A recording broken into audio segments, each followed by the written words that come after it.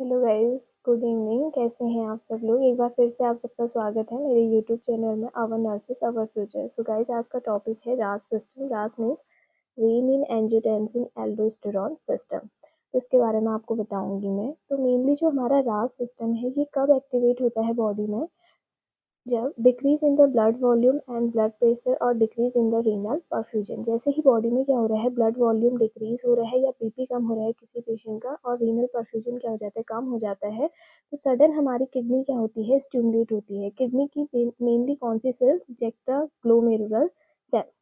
तो देखिए, जैसे ही ब्लड वॉल्यूम कम हुआ तो हमारा किडनी क्या हुई, यहाँ पे स्टिमुलेट हुई। उसकी कौन सी सेल, जेक्टा ग्लोमेरुलर सेल्स क्या हुई, एक्टिवेट हुई। तो जैसे ही वो एक्टिवेट होंगी वो क्या रिलीज करेंगी, रेनिन। रेनिन हार्मोन को क्या करेगी, रिलीज करेगी। तो वो हमारे ब्लड वेसल्स में आएगा और सडन ही हमारा क्या होगा, लिवर भी यहाँ पे क्या हो जाएगा, एक्टिवेट हो जाएगा और वो एंजियोटेंसिनोजन क्या करेगा, सिक्रेट करेगा। अब जैसे ही ये ब्लड में जाएगा तो ये किस में कन्वर्ट हो जाएगा, एंजियोटेंसिनोजन फर्स्ट में। देन सडन क्या होता है, उसके बाद हमारे जो लंग्स हैं वो भी क्या हो जाते हैं, स्टिमुलेट हो जाते हैं, एक्टिवेट हो जाते हैं और वो एक एंजाइम सिक्रेट करते हैं, एसीई एंजाइम, एंजियोटेंसिव कन्वर्टिंग एंजाइम। अब ये एंजाइम जो होता है वो ब्लड में जाता है और एंजियोटेंसिनोजन फर्स्ट के साथ क्या होता है, कंबाइन होता है। जैसे ही कंबाइन होगा तो किस में कन्वर्ट हो जाता है, एंजियोटेंसिनोजन सेकेंड में। एंजियोटेंसिनोजन सेकंड में क्या हो जाता है, कन्वर्ट हो जाता है। अब उसके बाद ये क्या करता है, हमारे बहुत सारी चीज़ों को क्या करता है, एक्टिवेट करता है, ताकि पर्सन का जो बीपी वगैरह है वो नॉर्मल आ जाए और ब्लड वॉल्यूम क्या हो जाए, इंक्रीज हो जाए।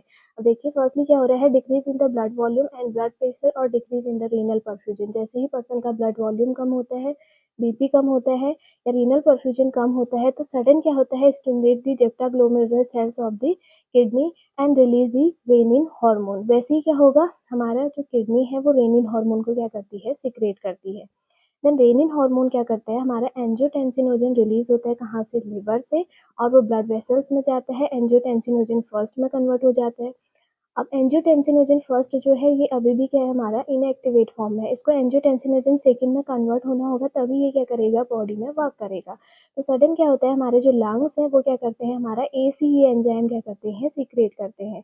तो एसीई एंजाइम को सीक्रेट करते हैं, जिसको हम क्या बोलते हैं, एंजियोटेंसिनोजन कन्वर्टिंग एंजाइम। नेम से ही पता चल रहा है, जो एंजियोटेंसिनोजन फर्स्ट को क्या करेगा, सेकंड में कन्वर्ट करेगा।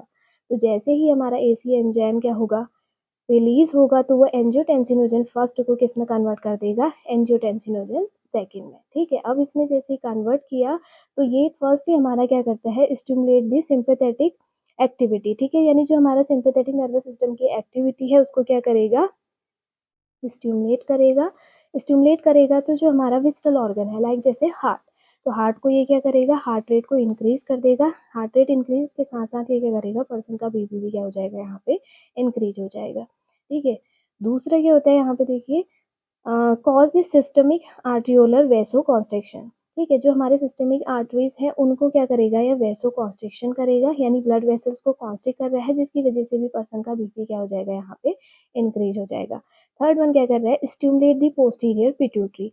ठीक है, पोस्टीरियर पिट्यूटरी ग्लैंड को क्या करेगा, यहाँ पे स्टिमुलेट करेगा। तो जैसे ही पोस्टीरियर पिट्यूटरी ग्लैंड क्या होगी, स्टिमुलेट होगी, तो हमारा एडीएच क्या होगा, रिलीज होगा। एडीएच क्या है, अब हमारा anti diuretic hormone, also called vasopressin। ठीक है, anti diuretic hormone release and which lead to increase the water reabsorption and which lead to the increase in the blood volume. जैसे ही हमारा एडीएच रिलीज होगा तो वो वाटर के reabsorption को क्या करेगा, इंक्रीज कर देगा। जैसे ही वाटर का रीअब्जॉर्प्शन इंक्रीज होगा तो ब्लड वॉल्यूम क्या हो जाएगा, यहाँ पे पर्सन का इंक्रीज हो जाएगा। फोर्थ वन क्या कॉज करता है, stimulate the adrenal cortex and to release the aldosterone. जैसे ही हमारा ये एंजियोटेंसिन सेकंड जो होता है वो हमारे एड्रिनल कॉर्टेक्स को क्या करता है, स्टिमुलेट करता है, जिसकी वजह से क्या सीक्रेट होता है, एल्डोस्टेरॉन सिक्रेशन होता है।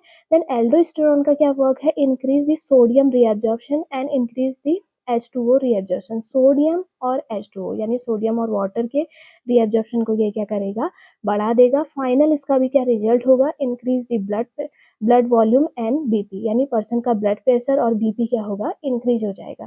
तो आई होप कि आपको समझ में आ गया होगा, जब कभी भी बॉडी में क्या होता है, ब्लड वॉल्यूम डिक्रीज होता है या बीपी डिक्रीज होता है, तो हमारा रास सिस्टम में रेनिन एंजियोटेंसिन एल्डोस्टेरॉन सिस्टम क्या होता है, एक्टिवेट होता है और वो हमारा क्या करता है, रेनिन रिलीज करता है, फर्स्टली कहाँ से, किडनी से। उसके बाद वो हमारा क्या करता है, एंजियोटेंसिनोजन फर्स्ट, देन सेकंड में कन्वर्ट होता है, देन वो हमारा सिंपैथेटिक को स्टिमुलेट करता है, सेकंड वन ब्लड वेसल्स को, थर्ड वन पोस्टीरियर पिट्यूटरी को, और लास्ट वन किसको करता है, एड्रिनल कॉर्टेक्स को।